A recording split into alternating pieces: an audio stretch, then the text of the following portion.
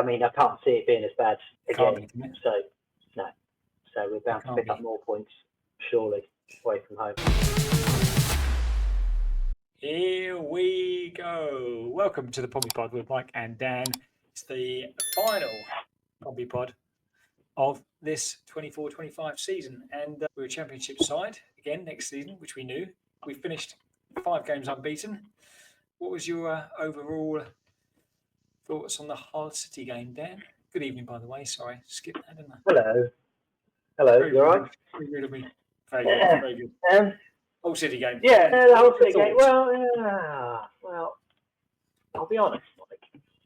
I know we're safe, but I was a bit disappointed we didn't have a factor at them for at least the last 20 minutes.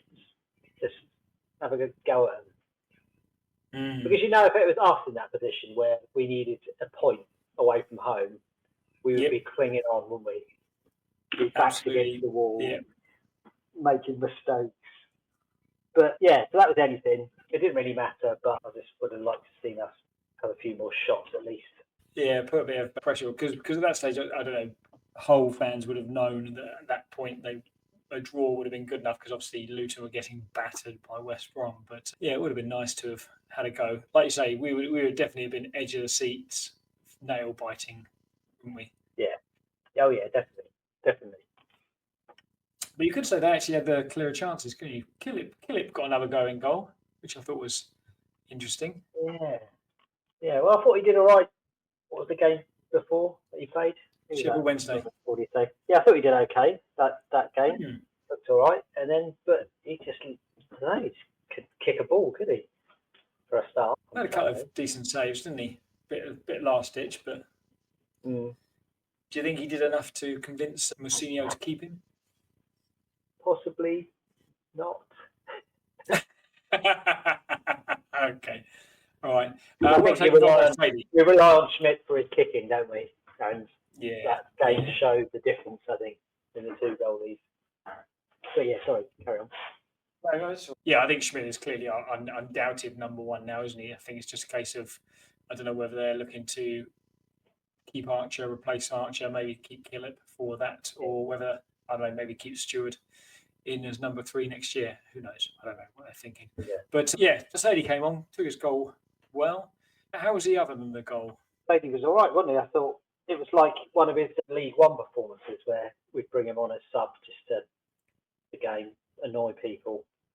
And I thought he did that quite well on Saturday, considering that's likely to be the last game, isn't it, by all accounts? Do you think so? Well, I'm sure somebody said that there was a picture of him and Yengi together, and they said, "Oh yeah, they're both leaving." I don't know what they heard because I haven't heard anything about Saydee. But it's difficult to tell, isn't it? Because there's clearly going to be a lot of changes over the summer. Has he done enough? He obviously started the season fairly well. Was never really a centre forward, but played at centre forward for a little bit, didn't he? With Bishop out and Yengi out. But actually, started. I don't know. It's difficult to tell. I just think he's one of those. He's still young. Is he going to make it to be? He's not consistent enough at that championship level, I don't think, as yet. But do kind of keep. I don't think he's particularly expensive. I don't think he's on a lot of money. So whether they just feel that there's somebody coming in to buy him that we could actually cash in a little bit, I don't know. I think if we do want to go up the table, though, I suppose we do need a more in-depth, more challenging squad, a squad that actually, where you make those changes, it doesn't make a massive difference to the side. Yeah, definitely we need better backup, don't we? Better backup for sure. We've got. Yeah, absolutely. We'll talk about web strengthening in a little while. But so Hull City is kind of a bit of a non-event, really. When Hull kind of went for a little bit at the beginning, but like you say, didn't really cause too many issues. I wonder if that would have been different if the Luton game had been closer, but we'll never know. We will never know. But we're both staying in the league. 16th place finish, not bad for our first year back in, is it? Considering we were bottom for quite a while. Yeah, very good. Very happy with that in the end, I think, especially after that first 10 games and our away form. And our horrendous away form, absolutely. So we're going to do a quick overview. So, best moments and worst moments of the season, Dan. For you, what was your best moment of this season that's just passed?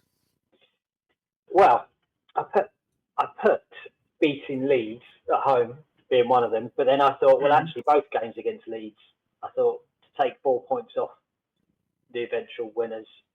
That first game of the season, first games of the season can always be a bit mental. But yeah, getting a point at their place, getting 3 goals away from home, almost winning on the first game of the season, and then beating them when they came down to us on a good run. Yeah, I think that was definitely one of the, and the way we played that day as well. Yeah, we were solid against Leeds, weren't we? But we could quite easily have lost that 3-1, and we could quite easily have lost that opening game 8-3. Oh yeah. But I would agree. My favourite moment was there's 2 actually. One was when Lang walloped that second one in just before half time against Leeds. We went 2-1 up, and it's like, geez, we might actually do all right here. Yeah. And then when Saydee went down for the penalty and Lang just calmly put it in on the 92nd or whatever it was minute, and you're thinking, we're actually going to start the season. We're an away win against the favourites to win the league. Yeah. And then we almost lose. We almost lose in the 96th minute. Or we're hanging on after getting a 92nd minute penalty to win the game. Yeah, but absolutely mad game. What would you say was your worst moment of the season? Well, sorry, just on your best moments, I also had. We won't dwell on them, but I also had the return of Bishop, and the other one I wrote down was Coventry at home when Lang got 4 goals. Yeah, good. Yeah, I'm glad you mentioned the return of Bishop actually, because I didn't note that down, but that's definitely a highlight, isn't it? Yeah. Anyway, right, worst. I've got three of these as well. I'll go for the one that I wrote down first was the game away to Stoke. I think because that just underlines just how bad we were at that time as well, and how it looked like we were just, that's it, we're going down. Terrible team, terrible away form, getting battered by an average Stoke team. Yeah, I think that was the moment where it really kicked in. Next, we had those opening 7 games that we always thought from the start of the season. We thought we could be rock bottom after 7 games, but actually we drew the first 3, so we thought, okay, it's not so bad. And then we got a couple of bad results in there, didn't we? I think it was like Sunderland and West Brom or whatever. No, it wasn't West Brom, was it? It was Sunderland. And anyway, but then we thought, okay, we now got a little run of games where we could pick up some points, and then we went to Stoke, and that was a real eye opener, wasn't it? It was obviously it was the last game for Norris in goal. It was when Pack was brought out of midfield, and we've kind of changed the way we played as well, didn't we? After that game, because I think we were just wide open. Yeah, and was it the Preston game before that at home that we just had, and then we went there? Is it Preston? Let's have a look. No, because Preston was when Bishop came back, wasn't it? And Bishop didn't play. Who was it we just played before that, and we thought actually Stoke. Oh yeah, we got a draw at home to Sheffield United.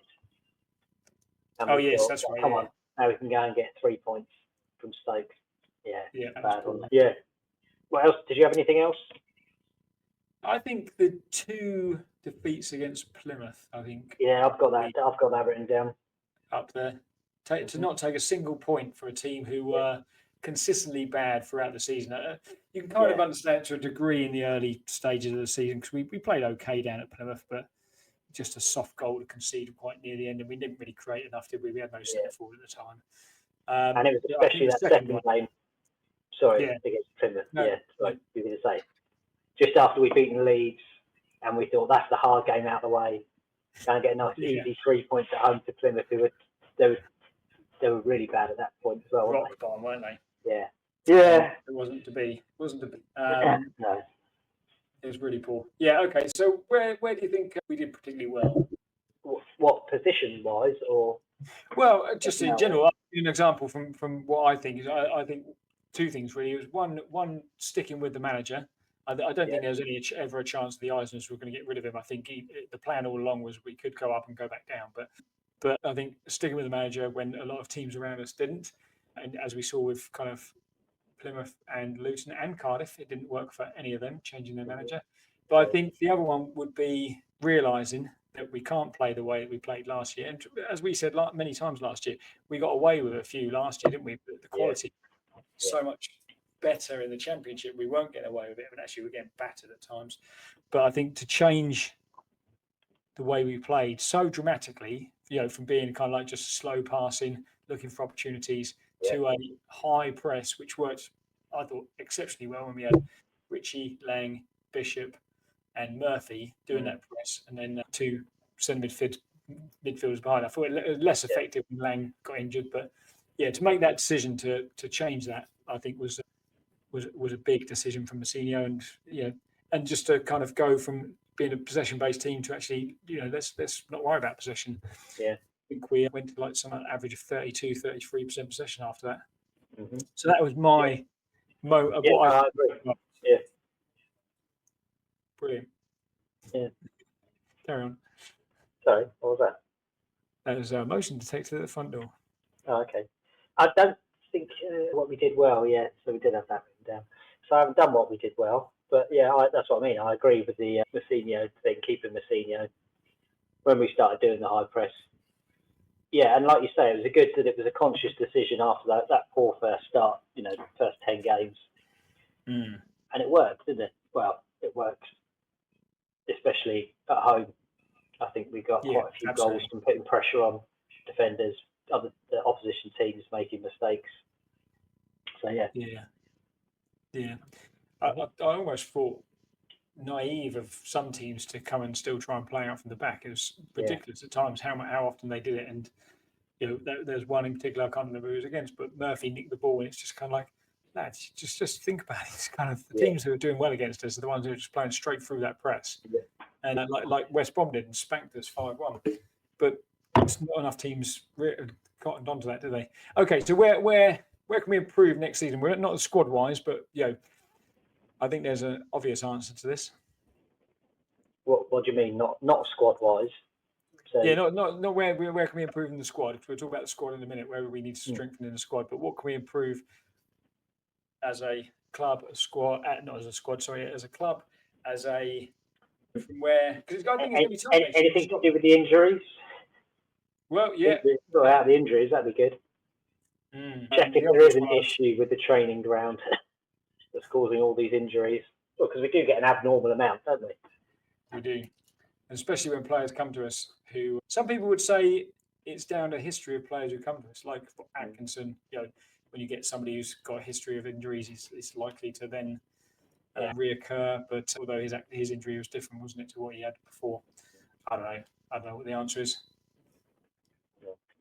I would imagine there's quite a few people who would say if we can get a few more points away from home as well, that'd be nice. That would be, yeah. But I can't see it being as bad again. So we're bound to pick up more points, surely, away from home. What do you think next year? Because I think next year will be tougher because if you look at Cardiff, Luton, and Luton are a decent side. I'm surprised they've gone down, but Cardiff, Luton, and Plymouth have gone down. Luton did have good players, but ultimately they didn't do enough throughout the season. But if you look at the teams coming up, you're going to have Wrexham, a bit of a transition for them because they've got an aging squad. Birmingham, I think, are going to kick on. They're probably ready to go, aren't they? Plus, whoever comes up, loads of money. They've already got a championship-ready squad, mostly, and they'll add to that as well. Do you think do we kick on from here? Do you think we're a top half of the table team next season? I don't know. I don't think so. I don't think top half. I think we're still bottom half material, especially with our budget. But yeah. I know you say it every year, don't you? If there's 3 strong teams coming down from the Premier League, 3 strong teams coming up. You could say the same last year, couldn't you? With Pompey, Derby, and Oxford coming up. Who came down last year? Luton, Burnley, and Sheffield United. Yeah. So don't look what happened to Luton this season. But I'd like to think mid-table would be nice, wouldn't it? That'd be lovely. It would. Yeah. And I don't just mean this from local rivalry, but I genuinely don't think Southampton are going to be as strong as I think. Leicester and Ipswich are going to both be strong, but I think actually Southampton will. Bear in mind, it's the second time they've gone down in 3 seasons. I think they'll lose some key players next year, quite a lot of key players. So I think the big thing for them is who they're getting as manager. I think that could be obviously it's obvious to say, isn't it? But it's pivotal. But I don't see them certainly not challenging for automatics next year. No. Can't see them keeping that Officer Dibble or whatever his name is. No, I think he'll go Ramsdale and Walker Peters will be off. Yeah. Okay, strengthening the squad. There's some obvious areas, but where do you think? Well, yeah. Other than the obvious areas, I'll just put better backup as well for people like Lang and Murphy and Bishop, particularly. Yeah, I think defence we're possibly sorted if we can sort out the injuries. We've got plenty of defenders. Even if it's shocking to seeing Paul, which we had, a lot in League One, I wouldn't mind seeing them both together in the Championship. I think another midfielder. I'm assuming we're not going to get Potts, another attacking midfielder. Like I said, to if Lang or Murphy are out, another good winger as well. Yeah. So everywhere, other than defence. Okay. So right winger, striker, left winger, attacking midfielder, 2 midfielders, no defence, and across the back 4, and not a goalkeeper. That's the only thing. Not a goalkeeper. Yeah, all right. And left back, I suppose we're okay at left back as well. Speaking of left back, or should I say yours and Tolly's decision to give Connor Ogilvie the player of the season, the Pompey Pod player of the season, went down really well actually on the socials. It did, didn't it? Yeah, blimey. Even those who didn't necessarily agree seemed to be able to understand why. Yeah, they weren't massively offended by it. There seemed to be, what I didn't realise at first, is that well over 500 people gave it a like or a love, a heart or a thumbs up. So, lots of positive comments. People saying, gets my vote, most improved, definitely. Started slow, as we said, and Mr. Consistent from there. But, Good. I'm very pleased for it. No ragged controversy this time. No. Yeah, there wasn't, like you said, there was only like a couple of people disagreeing, and that was it, wasn't it? Yeah. All right, so that is it for the season. And although this is the last one of the season, we will have some random ones throughout the summer when there is news to bring you with regards to maybe some transfers, or when there's other news such as pre-season friendlies, etc., etc. But I think that's about it, isn't it, really? It's been a good season. 16th, we'll take it. Push on from there. It'd be nice if we can have a season where we don't have injuries to defenders. Or any player. Yeah, any major injuries would be nice. It'd be silly to think we're going to go the whole season without injuries, but let's just not have as many as we had. But, Plymouth and Cardiff, goodbye. Bye.